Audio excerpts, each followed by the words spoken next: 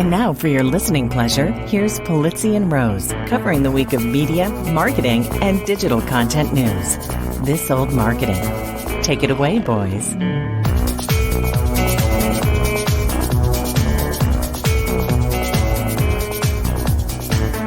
Well, hello, my friends. Hey, how are you? I hope you had a wonderful 4th of July. And yes, this is Robert Rose. Welcome to episode number 383 of This Old Marketing for Friday. That's right, Friday, July 7th, 2023. And with me, as always, as he always is, my pal, my colleague, and a guy who's definitely having a better week than Elon Musk, Mr. Joe Polizzi. I definitely am. Yeah, good. All right. As long as we settle that. It's been a weird, really, really strange week. Yeah. I'm not even gonna just start the show with a giant "I told you so." We'll get to that. We'll get to the "I told you so" part. You got to remember, my memory is not very good. I see. Yes. But we can. Our wonderful audience will remind you. Yes, the audience is saying that I bet you something, but I don't recall. We're gonna have to. You'll have to cue it up.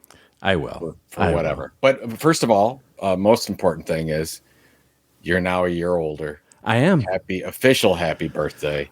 Well, thank you. Yes. I hope it was. You look fantastic. Oh, well, thank you. It is turning into a bit of a Jubilee week, I will say that, because of the way that the holiday fell this year. I've pretty much taken the whole week off. So, there's that. Is this different than normal? It's different in the sense that the July 4th, it's normal that my birthday, obviously the way that the days change year by year. And, it's always the same day. It's the same day. No, but what I'm suggesting is that some days it's on a Monday, and the next year it's on a Tuesday, and so on and so forth. And so normally when the 4th of July comes and it's, a Friday or a Saturday or Sunday, the preceding week and the week after that is people are working. Yeah.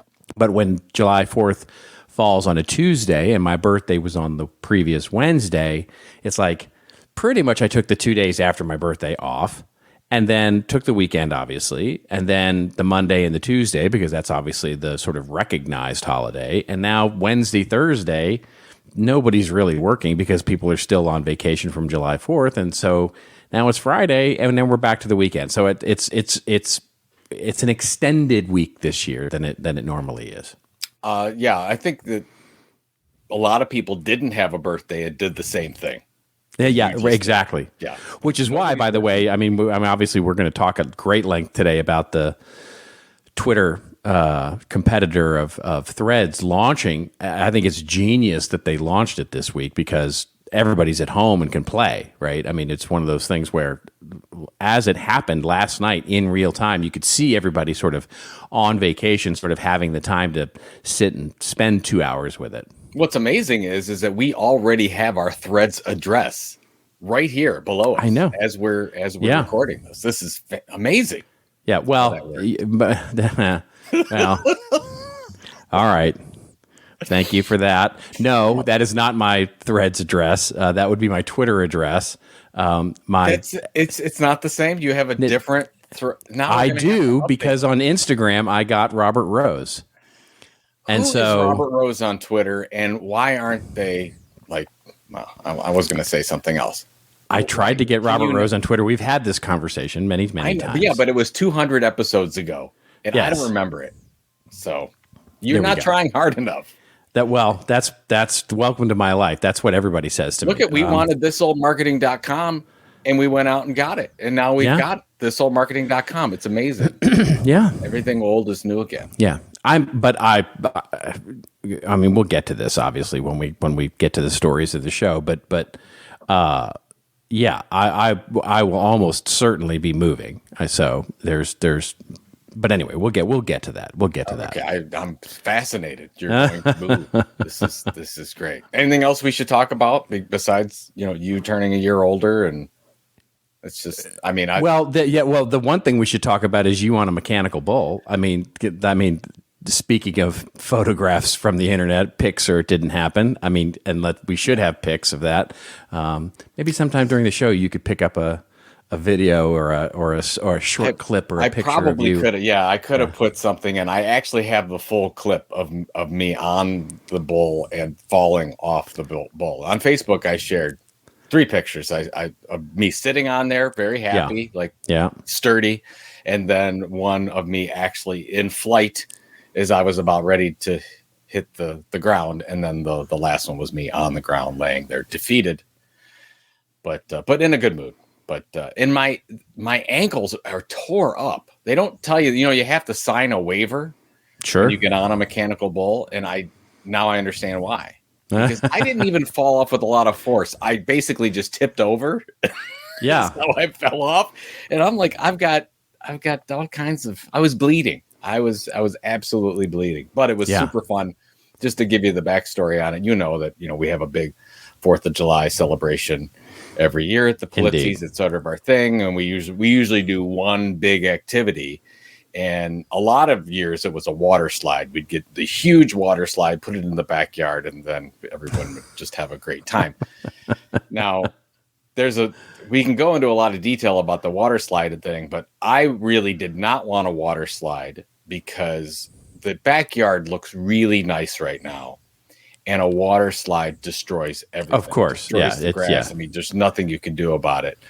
And so when we were kids, we had the slip and slide, right? You had the slip and slide that you would lay down on the front yard and go slip and sliding all day long as a kid. But you pull that thing up and the yard is just trash underneath. Yeah. It's so that times 100 is what you get with this. And when I say a big water slide, I mean, it's 50 feet long. Or longer than that, I think. Whatever. It's large. It's a large balloon. Big enough that they have to come assemble it in your backyard. It takes hours to assemble, and they blow it up, and then the whole thing. Yes. Yeah. So I didn't really want to do that. My wife was a little bit upset at me because I didn't put my foot down, because we don't do that in this relationship. But I said, if I have a choice, the backyard looks great. I really don't want to do this. And then we were at a festival, I don't know, a month ago or something, and there was a mechanical bull, and we both looked at it and said, that's the one. And of course, my wife, she goes out there and she rented it, and everyone got their turn. Well, I think I was on it 4 or 5 times, just trying to figure out, how could I not stay on this thing very long? I just couldn't understand. It looks so easy. Sure. This is something that, in Texas, by the way, that's a required class in high school, is mechanical bull. You took that class, so you would be really good at this. I did, yeah. I don't know that I'm sure I'm not good anymore, but I used to be when I was a youngster growing up in Texas. You did the whole 8 seconds thing and stayed. Oh, sure, yeah, absolutely. Okay. Well, not expert level, but I mean, certainly.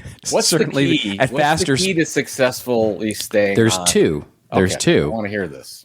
So one is to not fight it. In other words, your natural inclination is to keep your balance, and so you want to try and guess where the bull is going to go. So you're trying to keep your balance, but the key is to go just like turn into a noodle. You just turn into a noodle, and you just like let it go. Raggedy Ann. Correct. And then the second is to, and this is what they teach you when you're riding horses too, is to stand tall.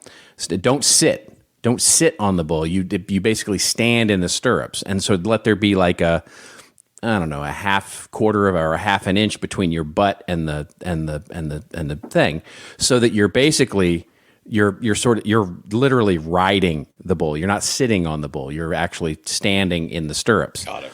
And so if you do both of those things well, it doesn't matter which way they turn it or how fast it's going, because it's sort of going underneath you, right? The bucking action is sort of going underneath you, and it's much more stable down at the lower by the stirrups. And so you're just basically, what you're really then reacting to is the turning, is when it turns. So anyway, those are the two keys. Wow, you should teach a course on this. I should do a TED Talk. You should do a TED Talk. Mechanical bulls. Welcome. Thank you for coming to my TED Talk. So anyways, those people that are thinking about doing this, here's my review is great for a couple hours. Yeah. I don't think we would necessarily do this again. I think it was amazing. It was like, but it's not, I don't think anyone is longing to do it again. No, I guarantee you there are some people from your party that have lower back pain today. I guarantee you. Yeah, there's a couple. Major knee. We've got a major knee incident. The person listening to this will know that I'm talking about that. We heard it pop. It's just There's running might be over. Sorry, that's no good. But hopefully, fingers crossed, everything's okay with that person. But all right. Yeah. So, anyways, that was our 4th of July. That's lovely. That's lovely. Mine was much less eventful. My bucking bronco was my elbow moving from the table to my mouth with my glass of tequila. So that was what was your tequila before we move on? What was your you're a big tequila guy. Not as big as Jay Bear, but you're up there. I don't haven't made it a career like Jay has. That's for sure. I did have I had two lovely brands of the new brands. Well, not new for me, but they're brands of tequila. One is called Mandala, which it's one of those that comes in a beautiful ceramic bottle and it's shaped like a giant coin. It's a fantastic tequila. That was my sort of fancy gift to myself, if you will, for my birthday. And then speaking of tequilas that Jay Bear actually recommended this like years ago to me, which has become one of my go-tos, which is it's a brand called San Matias. Okay. And they make an añejo and they make a reposado and they make a blanco, and I really love their añejo. He actually recommended the reposado to me, and I tried the añejo and I just fell in love with it. It's fantastic. So that's my go-to tequila for just like everyday stuff. So I had that, and then I had the Mandala for a special 4th of July treat. That sounds wonderful. We have a lot of tequila lovely in this house right now because when Jay did his tasting at CEX, Creator Economy Expo, we had some leftover. And apparently the bottles were lost. We don't know how the bottles made their way to our house. I see. Still, nobody knows this. Nobody. It's the magic of inventory. Whoever does inventory has a special power. That's correct. Something happened. We told the convention center. I don't know what happened. They just magically appeared, and I can't take them. I can't actually take them back. No, because that would be wrong. That would be wrong. That would definitely be wrong. All right, shall we? All right, yes, let's dive into this because we have a lot to talk about this week. Yes, indeed. And for all of you who tweeted at us and emailed us, I mean, it was definitely the tsunami of audience feedback this week. So, thank you very much. We love that. That was so much fun to get so many of your voicemails and so many emails, and before Thursday with the tweets, and then after Thursday, the wonderful threads that we got, talking about this. But anyway, here we go. Pulling the thread. What we'll talk about here in just a minute is that the Twitter competitor is here from our friend Mark Zuckerberg, and it's called Threads. And we'll talk through all of our experience so far because we've both had a chance, as we mentioned, to sign up and get into it. And meanwhile, Twitter is having a very, very, very, very, very, very bad week and a half. Elon definitely, by the way, Elon's review is in of Threads, and he says this effing sucks. Unclear whether he's talking about himself or Twitter. Was he on Twitter? Yes, he was on. Talking about Twitter? Was he talking about Threads? We don't know. We don't know. It's hard to tell, actually. The tweet was 3 words, basically, which was "this effing sucks." So. Really unclear. What was okay? Forget so many questions, Joe. So many questions. And then, so we'll talk about Twitter and their troubles, including the fact that the Tweetdeck is now a blue checked only tool. The fact that they've now got data rates and caps in terms of what both verified and non-verified users can actually see and read. And then, of course, the fact that they are now backtracking on a original policy, which was that it wasn't going to be publicly available if you weren't part of Twitter, all the content, and now seem to be backing off of that stance to say, yeah, you actually can see, and they're doing that very quietly, of course. And then, elsewhere in the social media universe, Snapchat is very quietly and under the radar reporting that they now have 4 million paid subscribers. So there's a subscription model that seems to be really working, at least for one of the social media platforms, at least I'm not on. And then if we get time, We want to talk a little bit about OpenAI and how this last week they got a lawsuit slapped against them from authors. The Authors Guild is now suing OpenAI for scraping, as they said, and using, spidering, as it were, all their books, hashtag all their books, and using that for the learning model for ChatGPT. Then we'll get to our Q&A section. We've got a lovely question from Evelyn this week, and then we'll get to our rants and raves, where I'm going to, I don't know if it's a rant, it's more of a commentary more than anything else on what's going on with ad spending right now and with the waste and fraud. There's a couple of new reports, and I'll mention that that's out there. Just some interesting things that are going on. And then Joe, well, he's just going to rave about Margot Robbie. I think that's just it. Full stop. End of sentence, right? I think that's all that needs to be said. Yeah, there you go. So a chock-a-block filled show, as it were. Let's do this. Let's Twitter get into 2.0. It. Here we go. Yes, we will actually link to the story in Axios, but I mean, you can't throw a rock and not hit a media company that's covering this. In fact, I was just watching the morning news, my local morning news, and they were all the newscasters were all aflutter about this. Something to talk about basically on the morning news. Anyway, the Axios article opens up by saying Meta is promising Thursday, and they made good on that promise, by the way, to launch Threads by Instagram, the Twitter clone, which is basically presenting Twitter with its most serious competition since Elon Musk took ownership of the company in October. Why it matters is a number of smaller rivals, that includes, of course, Mastodon, and includes Blue Sky, and others have been challenging Twitter since Elon acquired it, but none have really reached the kind of Twitter scale that they have here.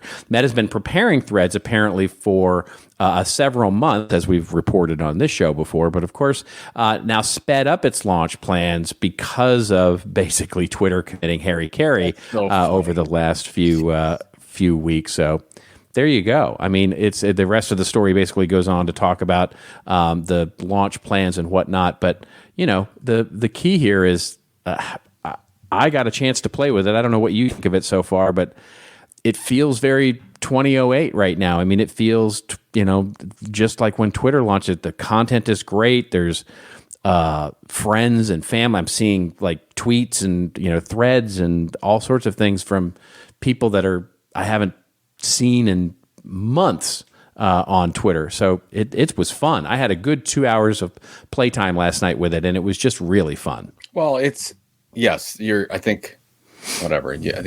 I joined in late 2007, Twitter, 2008, whatever the case is. It felt very much like, oh yeah, it's clean. First of all, I did not think this was going to happen. I was going to save that part. Yeah, I thought for sure that Zuck was just blowing smoke on this whole thing.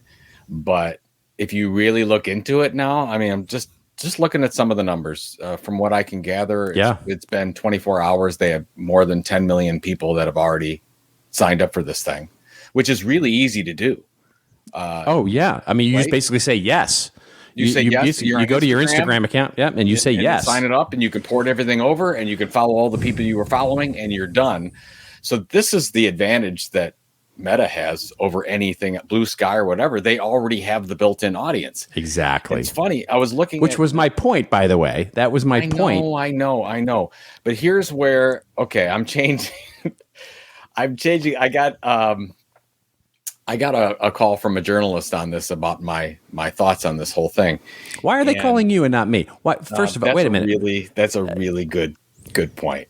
Because you have better thoughts than I do. I certainly have more advanced thoughts than you. I'm not sure that they're better. I basically I've made a living off of taking your thinking and making it my own. That's an absolute fact. I've done pretty well with this. Very good. All right. Anyway, you had a journalist. Yeah. Well, but Meta does not have Threads, doesn't have to, nor should they try to monetize this anytime soon. Right. I like the loyalty play as part of another touch point that you have. You're creating a community around there a little bit different than Instagram that you can think about. I want to talk to. Basically, the thinking is if you want to talk to people and have a conversation, use Thread. If you want to share your stuff, your pictures, you use Instagram. But the the big issue that I don't think a lot of people are talking about, or maybe they are, and I haven't paid attention. This is a data grab. I mean, it's yeah. It is. I mean, it is obscene the amount of things to run away. We're running away from Elon so quickly when it comes to Twitter. We are just jumping into Zuck's lap, and he's taking all the data, and he's going to get it. And what's I'm going to have a new prediction here. I wanted to run this prediction by you. Sure. I looked this up. Twitter has 450 million active users right now. Yeah. I don't know how many of those are bots, but let's just take it for what it is. United States users, it says there's about 70 million US users as part of that. Yep.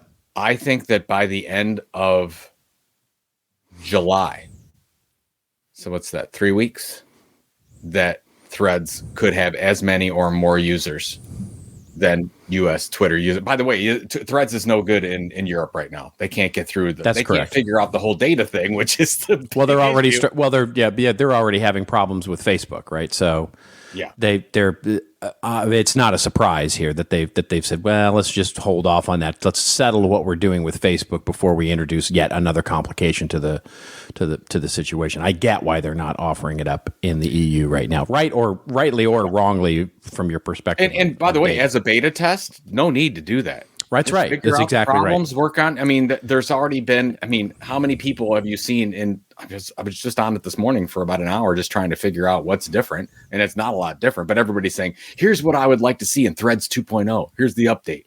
I want emojis. I want I want whatever DMs." Right? Yeah. So they're, they don't need to come out with that right now. They can come out with it. They don't. I think your point about it being a loyalty play is the key to the kingdom right there. I mean, they do not. Now we'll see if they can resist the urge, right, to start offering up ad tools on this thing. But I think because guess what? The first thing I did this morning once I started to see the reaction, the traction, it's got a lot of hype right now. And even Adam Mosseri from Instagram obviously has said, hey, listen, it's, there's a lot of hype right now. This wave's going to die down. So just, everybody take a breath. Right. And that's true. I mean, the hype will die down over the next couple of weeks here as sort of the early adopters, meaning you and me and basically the people that we associate with. Yeah. So, if you look at Instagram's total audience, which I forget how big it is, but 2.35 billion. There you go. Active users. There you go. So they only need to get, a very small percentage of that to say yes, basically, to come over. And then very much like Twitter, it will be the 80-20 rule where 20% of the people create content and 80% of the people lurk and do those kinds of things there. So it's going to be a small number of people for the foreseeable future who are a smaller number of people who are going to be actually active on Threads and doing things.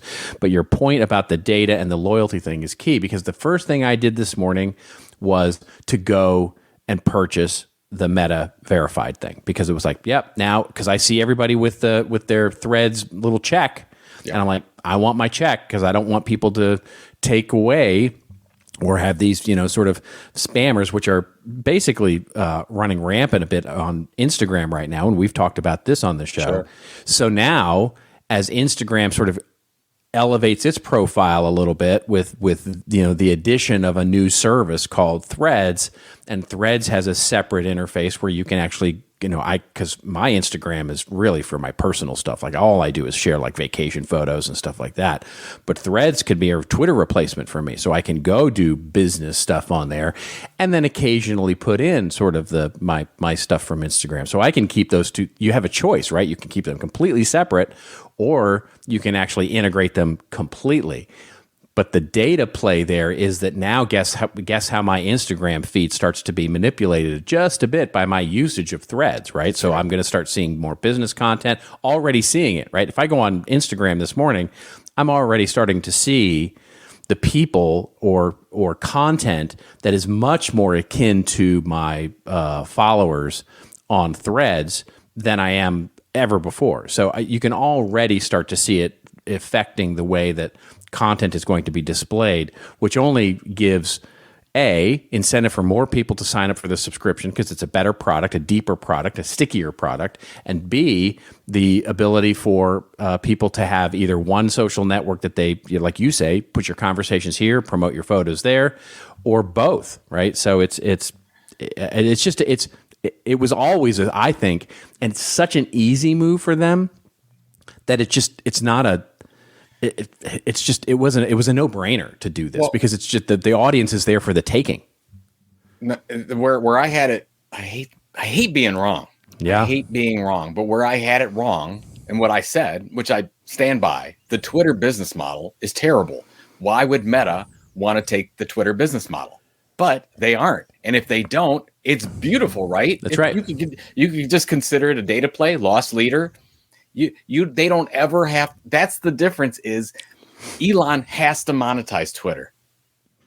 Zuck, Masari, whatever. They do not have to monetize Threads in any way. They could keep it this way forever. That's right.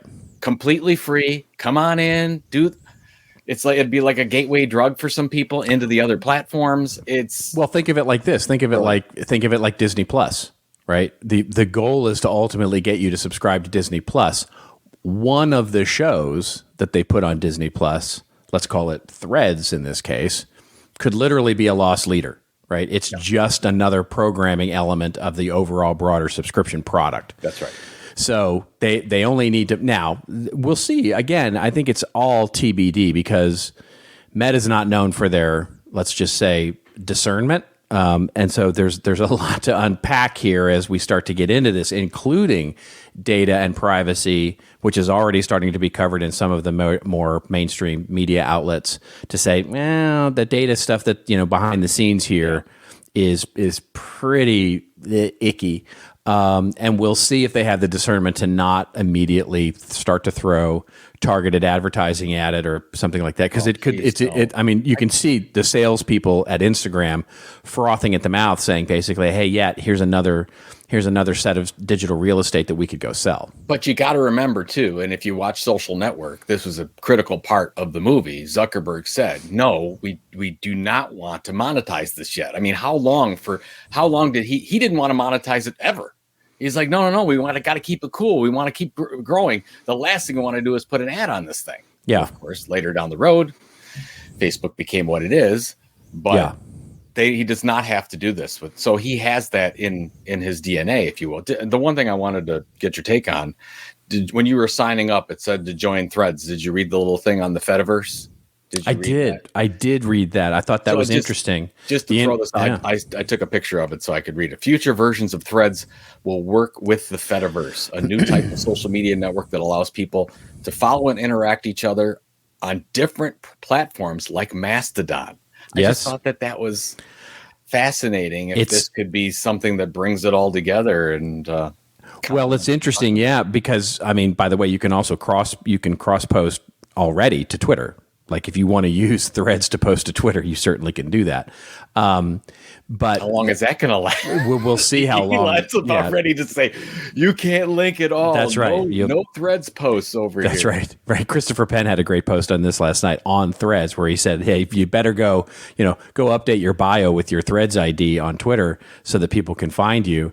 He said, and we'll see how long that lasts before the man baby basically blocks that. But it's such a great point that if they can actually, and we will see again if the Fediverse takes off, but both Blue Sky and Mastodon purport themselves to be, Fediverse friendly, as it were. Yeah. Mastodon certainly more now than Blue Sky, but we'll see, if that starts to take place. But if you can start to interact, right, with people on your own private Fediverse, in other words, your own private server on Mastodon, for example, where you have maybe a community or something, but you can actually see and interact with Threads, that will be a really interesting evolution of where social media can go. Yeah, so just wrapping this up. Yeah. It's been 24 hours, so let's not. That's right. Yeah. Crazy and gaga because What didn't we feel the same about LO or something at one time? Or No, we did not feel the same about LO. We did not feel the same about LO. A lot of people did. They're like, oh, it feels like early days social media. Yeah. So the only thing that I've clout is the thing that I think is probably the closest to the buzz that this has gotten. Maybe, but I think that what we've really learned from this whole thing is that Twitter's renewed valuation from whatever it was, 20 billion from 44 billion is even worth less than that. It's going to be a rough week. Yeah. I mean, what was the developer meeting? So Zuck gets in a room with the developers and says, okay, don't overthink it. Just create a basic Twitter, but we call it Threads. Done. Yeah. And by the way, I don't think this is, I think contrary to what seems to be popular belief, I don't think this is Zuck at all. I think this is all Mosseri. I think this is Mosseri having a good time. It's fine, but if I see any more of his videos where he's laying in bed, I can't take it. I'm totally blocking that dude. Oh my God. Come on, man. Like, it's totally staged. Yeah. But he doesn't want to come off as that's the worst type of photo. I know. The lighting is just too good in the whole thing. Yeah. Like, don't go there. Don't do that. That's very funny. Well, speaking of no good, horrible, bad weeks, Twitter. We'll cover a couple of different things here on Twitter having a bad week, because this is it was like the perfect storm of time to launch this. But basically, the first thing is that they've quietly backtracked. So they announced this idea that they're going to pull access from Google to be able to spider the results of Twitter, as well as users to be able to see any Twitter content at all. But basically, very quietly in the last few days have backed off of that. And this story coming to us courtesy of Engadget, on this. But there's also the rate limits, which also happened over the last week and a half, where Elon came out and basically said, well, if you're a Twitter verified user, you can have, I'm going to get these numbers wrong because they keep switching every day, 1,000 tweets or 600 tweets or 6,000 tweets or 600 tweets. And if you're verified, you can see a lot. And if you're unverified, you can't see very much at all. They all seemed relatively high to me. And it was like, basically, if you're looking at 1,000 tweets a day, you probably need to get outside and see some sunshine. But otherwise, people were up in arms about that. The one thing that I know a lot of people, especially in marketing, were really upset about is that now Tweetdeck is a blue check only tool. And so pulling that behind the blue verified, trying to give some sort of value for buying the subscription and getting a blue check and basically only making Tweetdeck available is really angering a lot of people that utilize Tweetdeck for their business and for a lot of what it is they do. So it just wasn't a good week for Elon all the way around.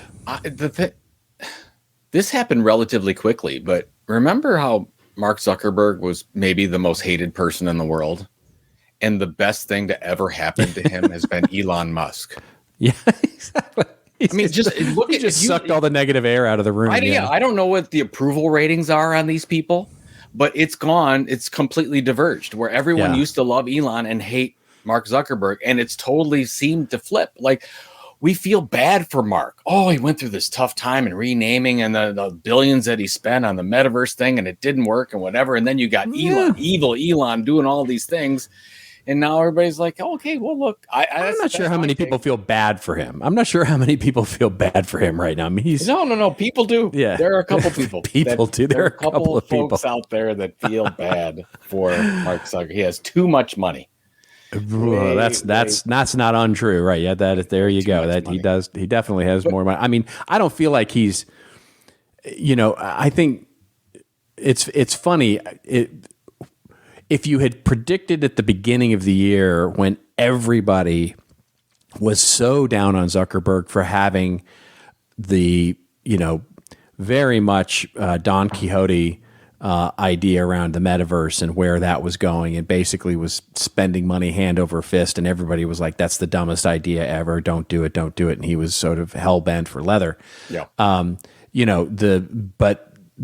But now as he seems to have backed off of that, the stock price has come back quite a bit. More than come back. Yeah, I mean, it's been quite amazing. Yeah, and the solid performance that they were always going to have. Basically, they didn't manage the narrative very well. Right? They just didn't manage the narrative of all that very well. And so now they seem to be getting their arms around managing the narrative a bit better about what he's doing and what he's up to, and certainly letting the.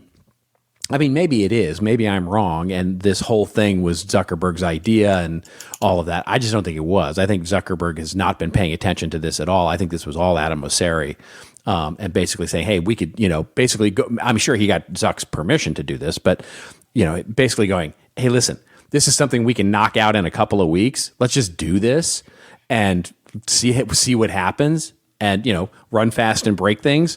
And if it works, it works. And if it doesn't, we go, oops, we tried, right? But, so I think this was, they're managing the narrative around this a lot better. Well, I think, I don't know. I think it's Mark Zuckerberg. And he said, let's get back to what we're good at. Let's take people's data and pit humanity against each other. And they're focusing exactly on what they're really good at doing. Fair enough. Meta's back, folks. Facebook is back. It's cool again. Although I did ask my oldest child, I said, is anybody talking about the whole Threads thing with the younger population? Or is this just, people that were on Twitter in 2007 finding something new? And they were saying, everybody's on Discord is saying, here's where you can find me on Threads. Oh, well, that's surprising, actually. Yeah, that's so that's actually surprising. There's a lot. Yeah, I was surprised too, because I was looking. Of course, I don't follow a lot of younger folks on Instagram. Yeah. So as I ported everything over, I'm seeing all the same people that I followed for 20 years. Sure, of course. So but apparently there are younger folks that are aware that this has happened. So it's quite interesting. I think that's actually surprising to me to hear that, because I would have thought that this is basically your yeah. Well, on a serious note, I'm under the assumption that the people that put money into helping Elon purchase Twitter for $44 billion, they're going to have to mark this down again. So when that markdown happens again, holy smokes, that's a tragic event. So you could literally make the case that Twitter is worth less than $5 billion from 44. I don't think you need to make that case very hard. Yeah, it's going to be. So, but there's some people, I think Fidelity and a couple, whatever, the JP Morgan, I forgot who invested with Elon in this whole thing, but they've already been in there and marked it down to the current valuation, which is, I think, between 17 and 20 billion. You mark that down significantly more, you're at the point where it might be better for Elon and et al. To just shut the whole thing down, sell it for parts. Yeah, I think that's not unlikely. I think it is unlikely, but not that unlikely. It's a possibility. It's definitely a possibility. Twitter will remain, but the fact is, I think it's possible that he takes the whole thing over. Right? He basically goes, just let me, stop. He just to avoid the phone calls. Well, he basically can do that now because Tesla stock has it's just been again. Yeah, it's just been on a tear, right? Yeah, so I mean, he could literally do that now. He could sell more Tesla. But you know what? Sometimes it's just better to say no. It's like, how much money and concentration does he want to put after this thing? You're underestimating the ego of that billionaire, is what you're doing. I mean, this is him. I can't. Yeah. It's hard to believe we're talking about Twitter for it being as small as it is. It's not a lot of people. This does not affect a lot of people in the world. That's right. But we talk about it like it does. That's right. Well, as our friend Jay Baer has often said, with Twitter, it's not how many, it's who. It's who. Yeah, absolutely. All right. Let's move on to another story, because we've covered this ad nauseum. But in other social media news, Snapchat, which has very quietly been really running a successful 2023 in the background here, is now set to announce that they've drawn 4 million paid subscribers in the first year of their launch, which is just really interesting. This a story coming to us courtesy of Axios as well. And basically said Snapchat on Thursday, which just got lost in the other news, will announce that its subscription service Snapchat Plus has reached 4 million paid subscribers in its first year. Why it matters, of course, says Axios, is because getting users to pay for social media services that they've grown accustomed to, getting for free is not easy, as Elon has learned about that. Snapchat's showing it can work with the right offering at the right price point, $3.99 monthly. They basically released Snapchat Plus in June of 2022, so ostensibly just over a year ago, as a way to offer its most loyal users access to experimental and pre-released features. 2 months later, more than 1 million users had signed up, and then to date, as they've just announced, 4 million users have been there. In that time, they've launched a couple of more features to the subscription product, including a first look at its new AI-powered chat bot. The article goes on to talk about the big picture here, and basically this, as social networks have reached their maturity, Snapchat maybe still, don't count them out. Basically, Snapchat is having a thing at the moment. What do you think? I'm not a Snapchat user, so it's a little hard for me to I have to judge live this. through my kids, and all I try to do is observe, because I'm an old guy now. What do I know about these things? But they use it like we use texting and messaging. Right. That's right. It's a very personal way to communicate, because they're the connections with individuals. Of course, they have these streaks, and you've got to keep the streaks going. And actually, what's funny, because I was talking with my youngest about this happened. I don't know what it was. It was someday wasn't on his phone for some reason, and lost a 350-day streak with somebody, and was devastated about it, and said, "Oh, I would love to have that back," and would pay money, probably buy this subscriber service, this Plus service, to get that streak back. So it's almost like, I think we compare Snap to something like an Instagram, and it's not. It's really that.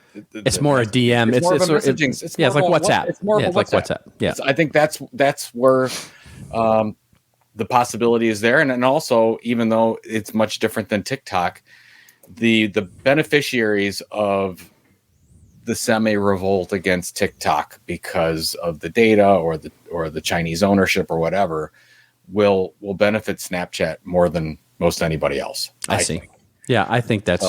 We'll see where it's great. They launched it a year ago, and they didn't come out with a big splash. They just said, okay, here's some additional services for you. And if they come up with some ways to customize your communication one-on-one with other people, which is what people are using that for, it's going to be a benefit. Yeah, I think, to your point to me, I don't know when it was. I always bring it up. It's one of my favorite lessons that I've learned in the last decade, really, was, when we talked about the newspaper business, and you very rightly corrected me on the New York Times and the rest of the newspaper world, saying basically, no, they're not dying, they're right sizing, right? And I think in many ways, what we're seeing now in social media, and this includes, by the way, Threads, Twitter, Snapchat, Facebook, Instagram, LinkedIn, they're all getting to right size, right? So they're all the very smaller ones will be niche little networks that do their thing, and Snapchat may just be a niche network that makes money over on the side, and it's not meant to topple Facebook. It's always meant to be to have young people manage their DMs through. And so but basically at some point they grow out of it, right? They grow out of it into something else. And so we'll see, I think is very much the key here. It reminds me very much of the early days, and when I say early days, I mean the decade of cable, the early days of cable networks, where cable networks were very much focused in on a specific demographic, right? They were the content was extremely niche and focused in on that demographic. So you just didn't see the same artists on MTV as you saw on VH1. And all I need to do is name those brands, and you can immediately, from the 1980s and 90s, those brands, what they represented. And of course, that demographic was pure. And the idea was, the marketing idea, and I know this because I worked there, was basically all of those people who become fans of MTV, we just cross-promote VH1, and then they become VH1 fans. And so you just follow them, right? So you start them with Nick Jr., then you get them at Nick at Night, then you get them to Nickelodeon, then you get them to MTV, then you get them to VH1, and you just follow the demographic as it ages, right? So you just follow the whole the cohort of your audience through their, and that's the idea here is that you can build social media networks to be a very similar idea. Yeah, I mean, there's like Pinterest is a good example, right? Yeah, there's a role. Pinterest is some amazing results that they've had, financial results lately. So they're making it work, and you don't have to have everybody. That's Not right. everything has to be Facebook or Instagram. It doesn't have to be the big. We're social media for all. You can fit these little things. And Twitter's shown that for a lot of years it worked really well. Now we've got, Threads only has to do a small portion of lifting for Meta. Doesn't have to do the whole thing. And Snapchat. I mean, it's funny because I've been a Snapchat shareholder for a long time. This is not a financial show, by the way, but I've been a shareholder of Snapchat for a long time. And it really, it did fantastically well. I don't know if you remember, this is back in 14, 15. Remember, I hated Snapchat. I'm like, sure, it's going to go down. It's going to go down. And it did. And it totally plummeted. And then when it went down to a couple bucks, I'm like, oh, okay, well, this is definitely coming back. And it did. And then it went down again. And right now it actually looks really interesting as an investment because I think they've cut out the fat. They know what they're focused on. They're focused on this to your point, this demographic, and they're going for it. And I think it's theirs to take. Yeah. So, and it stops being a growth stock and it starts being a value stock at some point. It's like Snapchat is value stock. It's like buying, General Motors or something. Exactly. Like that. Well, that's a bad example, but whatever. Yeah. Well, all right. We're going to skip the last story for time here because we need to get to our Q&A. We have a wonderful voicemail that was sent to us. We had a number, by the way, this week we had a number of voicemails. So thank you for that. Always great to get your updates. And you know who I'm talking about out there. If you know I'm talking about you, your updates is always wonderful. Keep them coming. Keep those voicemails coming. We really, really love them. Love hearing the dulcet sounds of your voice. And so this one comes from Evelyn Hoover, and Evelyn has an interesting question from our last episode, their special episode. So maybe we can play that. Here we go. This is Evelyn Hoover. I'm with MSPC, an agency based in St. Paul and Minneapolis, and was listening to last week's podcast, which I loved, by the way. And during it, Robert talked about upping the game when it comes to email newsletters. So I wondered if you had specific advice for how to do that or what things to consider if someone is contemplating changes to their email newsletter. So look forward to hearing more and love the podcast. Thank you, Evelyn. Since this was it was one of your keys. Well, to our special episode. I think it was you that actually brought it up. That was the idea of email newsletters. Yeah, because I went back and Did actually. I steal your idea again? Is that what I? No. I think you got on a tear because we got another question that was just. Interesting, let's put it that way, about this whole email discussion we had, which I was like, really? Did we say that?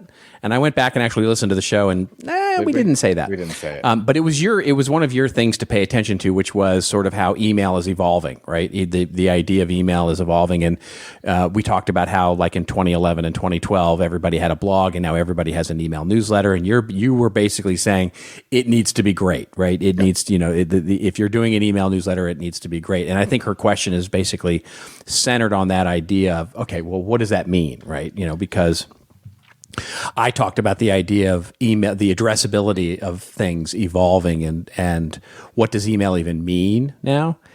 And I think so. My take at this is that the two things that Evelyn touches on in her question, which is, from a B2B perspective, I think we're a ways off, right? I think the thing to pay attention to is how email is evolving as an addressable idea.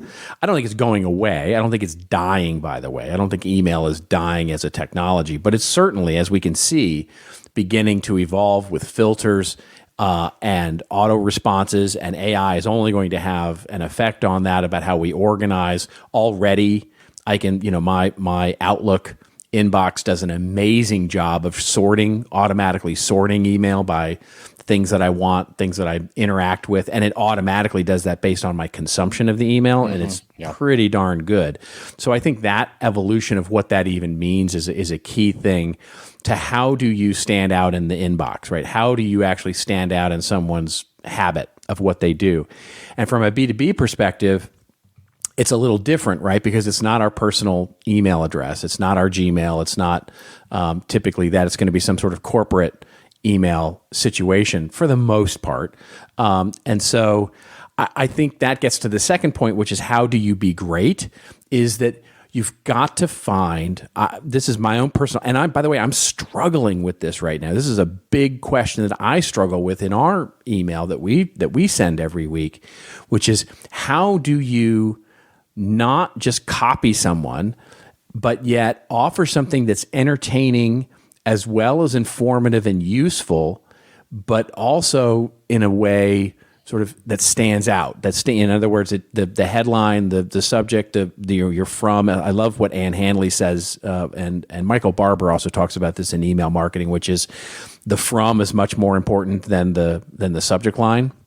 And so there's so much to think about when it comes to how you create content that stands out in that sea of noise. I think the best thing that I have found so far, anyway, is keeping it really simple, but just a disproportionate amount of value versus talking about the company or the whatever it is, even to the point where you're offering value on things that are outside the brand or the product, et cetera, right? Trying to figure out what an email publication looks like so that it delivers value that's completely orthogonal to what the product or the brand is, so that your main objective is to keep that audience engaged and subscribed and wanting to see your email. Because then when you occasionally do mix in the interesting product or brand message, it can work better. I know that's not a terribly great answer, but I think it's one that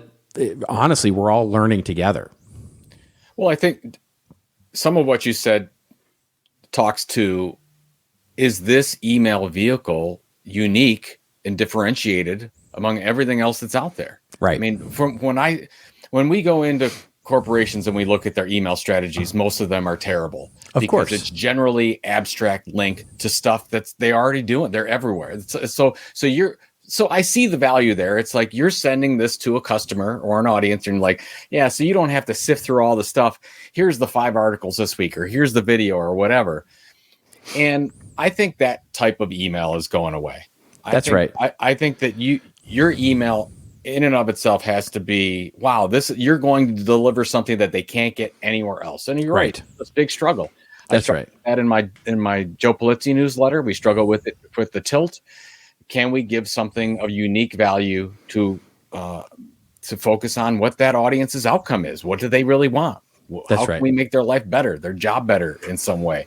And that the email has to do that. It can't just be an also ran. And I think most organizations treat it that way. Oh, okay, email, whatever. Well, they treat it like it's the news about us, right? They treat it like it's the news, So in other words, what you can make the assumption that any audience that wants to hear the news about you, your brand, has basically already gotten it.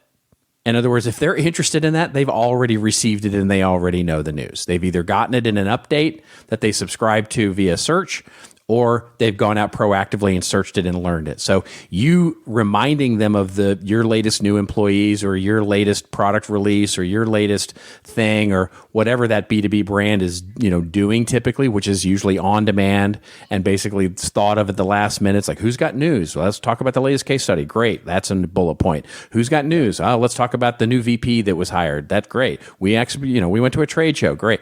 All that stuff is already known by the audience that cares. All you're doing is sending news to either people who don't care or already know about it and don't care.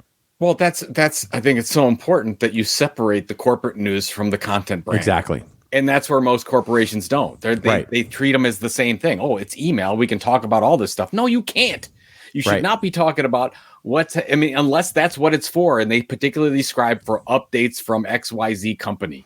And that's what they want. No, great, if that's what they're going to do. But you have a different content brand and a particular audience and a different editorial mission for this newsletter product.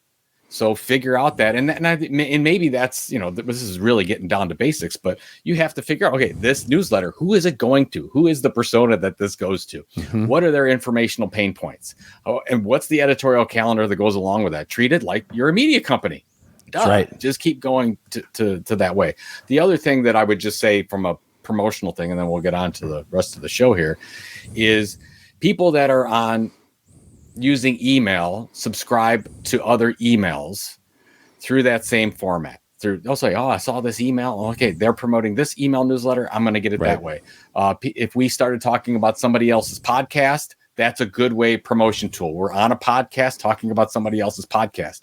So once you have a differentiated, really valuable newsletter, then you figure out, okay, where's my audience hanging out? What other newsletters do they subscribe to, engage in? And that's where you'll want to work on partnerships and referral deals with those people. Make a list of 10 to 20 where your customers or your audience is hanging out, and do some deals where, hey, I'll promote yours if you promote mine. And that's where you'll lead to new subscribers. And if you're a YouTuber, what do? You get on other YouTube shows. It's the same. It's the same thing. You don't necessarily say, I'm going to promote my email newsletter on my YouTube channel or my Instagram. Well, not generally great. Not generally a great way to do it. Exactly. All right, Evelyn, I hope that answers your question. Thank you, Evelyn. I know it was a little obtuse, the answers there, but you should, Evelyn, you're going to get obtuse answers from us. Yeah, you're going to get nothing but obtusity. Keep them coming. Yeah. Obtusity. By the way, we've gotten so many tagline suggestions that use the word journalism, which is just, I don't know, my inner 17-year-old just like, anyway. Was it journalism? Is that what it is? That's what it was. I said? No, I said it and you made fun of me for saying it. I said. Yeah. Get out of the room. Stop journalism. Yeah, exactly. Oh my God. Anyway, let's get to our rants. Let's get to our rants and raves section. But before we get to rants and raves, I do want to remind you that we have basically a wonderful website at thisoldmarketing.com where we've got the video version of this show. We've got or links to the video version of this show, which of course you can see on YouTube. You can also subscribe, by the way, to Joe's Tilt newsletter and My Little Experience Advisors newsletter, which goes out now weekly. We're on Substack, so we're excited about that. And then you can also, of course, enjoy the other 382 hours of chuckle-headed goodness that we try and offer each and every week. By the way, we didn't settle the bet, but there's some sort of settling of the bet that we should have here at some point. What did we bet? We didn't really. I mean, we just sort of bet. Rights. I already said that I was wrong. How much? I mean, how much more do you want that from I me? admit defeat? Exactly. What do you people want from me? I'm already down. Goodness. I've fallen off the bull. That's many times. That's right. What do you want me to do? You want me to go first? I want you to go first. Rave? Yeah, you do, because I need to put this up on the screen just because it's, why not? Why wouldn't Margot you? Robbie. Yes, and it's been covered by this is insider, but it's been covered by many, and that that the new Barbie movie is coming out. Are you going to see this, Robert? I totally am. I'm so I'm oddly excited for it. Because it looks funny. It looks great. It looks like a great movie. I can't wait. Maybe it's because I love when people commit to an outfit and it's part of their marketing. Of course, me in orange. I wear orange everywhere. I've got orange on now. That's my color. And Margot Robbie has been wearing her Barbie outfits, like officially themed like Barbie outfits, all over to all these press junkets, which I think is fantastic. So just going through, and I'll put it in the show notes where you can see her different outfits that she's been wearing. But I think it's fascinating. I wish that more actors would do this when they're promoting. I mean, I want to see Indiana Jones with the hat and the whip instead of coming out as an old guy. Nothing wrong with that. He just no. Yeah. I would just rather see him like totally dive into it. And the fact that she did that, I don't know if they asked her to do that or if she just made the decision, but it seems like everywhere she goes, she has a Barbie outfit. It's probably spurring on additional sales or whatever the case is, but it gets people interested. Of course, they're covering it. They're covering the fact that she's in this movie. She's wearing all these outfits. I wish that who's playing Ken? It's Ryan Gosling. Ryan Gosling. Yeah. Of course, Ken doesn't have much to work with, so I guess it would be a little bit harder. Oh my! The button down and the short shorts or whatever Ken wears. But the Barbie outfits I like. I don't know if you agree with that kind of marketing, but I do. I'm 100%. I mean, there's so much we can learn from the way that media companies, especially when they do it well, the way that they market a movie, because they almost exclusively do integrated content, right? They do integrate because that's what they've got. That's really what's there.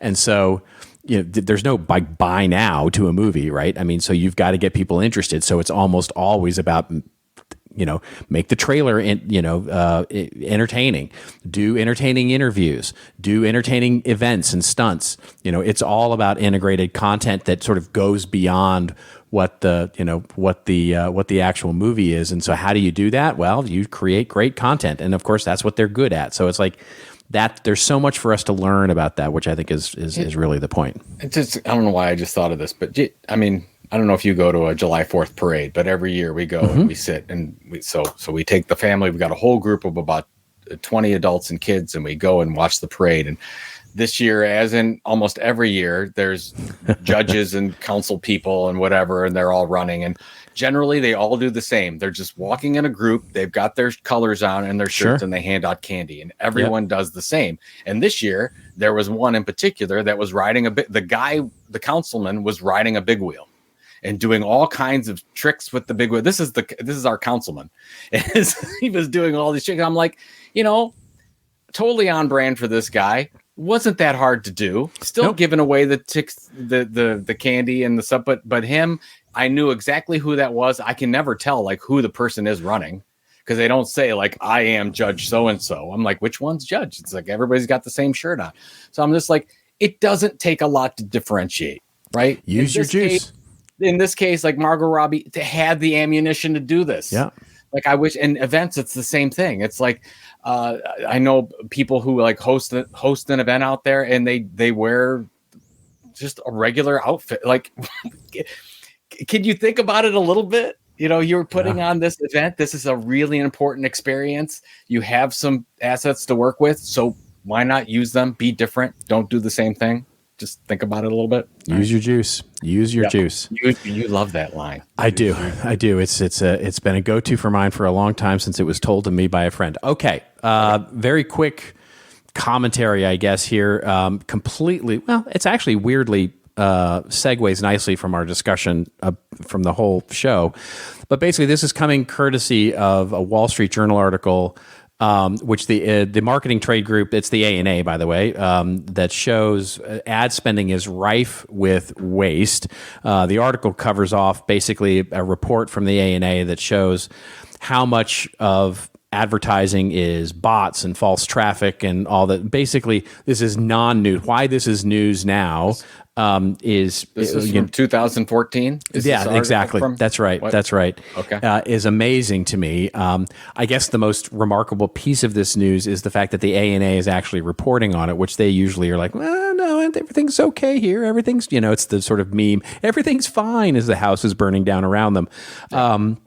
What I wanted to bring up is the interesting thing here is that, any longtime listener of the show has known forever how much I hate programmatic advertising. And this is basically the heart of what the bots and the false traffic and the bad traffic, et cetera, is around this. And this is something I actually wrote about for CMI and without seeing this article, by the way, this week, because the other news that came out this last week was a NewsGuard, basically a reporting software company that looks at newspapers and the sort of industry there. And what they found was that there's AI is now being used to generate fake news sites where a lot of this programmatic advertising, so they're automated sites. They're basically automated creating content, and they found more than it's basically gone up astronomically. They had 100 they had 49 a year ago. They now have 217 sites in their database now that are just these are automated. Like media sites that are all correct, all AI driven, basically automated news, and there's programmatic advertising served alongside it. Sure. So basically, it's a get rich quick scheme to try and scrape content, put it out there in an automated way, rank for search, get traffic, triage or arbitrage the traffic and make money, right?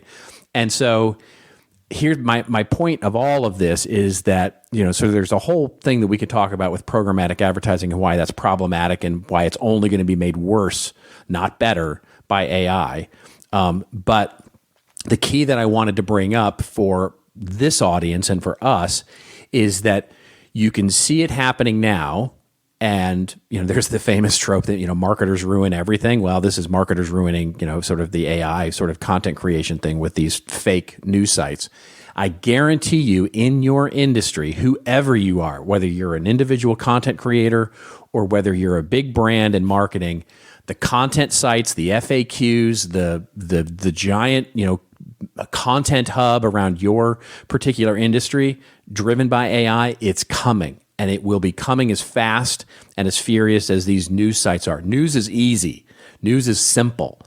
The industry is going to be a little more difficult because it's going to take a little more effort for them to put together. But mark my words, within the next quarter or two, we are going to see this. And so start thinking today about how you're going to counter that. And think about your paid media spend and where that money is going, and really reconsider your programmatic spend because it's just a giant waste. Well, I mean, we talked about this a couple of weeks ago. I don't know what the time period is, but we're not that far away from 90% of all content created out there is going to be AI generated. Yeah, that's computer true. generated in some way. That is true. So yeah, you really now is the opportunity to find your story, right? Yeah, find exactly. Your story, build your content my point. brand. Yeah, absolutely. Look at that, because if you don't, there probably is a window right now to take advantage of that, but that's exactly right. No, it's going to be more and more more. So yeah, there you go. The only way to fight it is with fire, right? So story fire, juice, ooh, juice fire, story, juice. Somebody right now is going to GoDaddy and finding out if storyfire.com is available. You need a hat. You need, I need a hat. You used to wear your Harvard hat all the time. Yeah. You need like a just that says juice. Juice. Need more juice. Juice. Find your juice. Lean into Use your juice. Use your juice. Oh my God. Okay. All right. What do you got going on? I have work this week. Basically, well, I'm going to enjoy the weekend, of course, but then next week it's back to work and some good stuff there. We're clamoring along here in the summer, and things are great. So yeah, just back. It's really back to work. How about you? Good. We have our big family and friends weekend this weekend where we go and we get a house and we hang out and may have a few beverages here and there. But it's a really good time, and we've been doing it for quite a few years. So really looking forward to that, and then we'll come back. Yeah, next week at some point next week, and do maybe we can start asking for story ideas on Threads. There you go. I don't know. Thank you all for the wonderful, wonderful attention that you give us each and every week. We really, really do appreciate you, no matter if you're on Threads or Twitter or LinkedIn or here on our wonderful little show. So thank you for that. And we will see you again next week. And before we see you again next week, just remember, it's your story to tell. Tell it well. See you next week on This Old Marketing.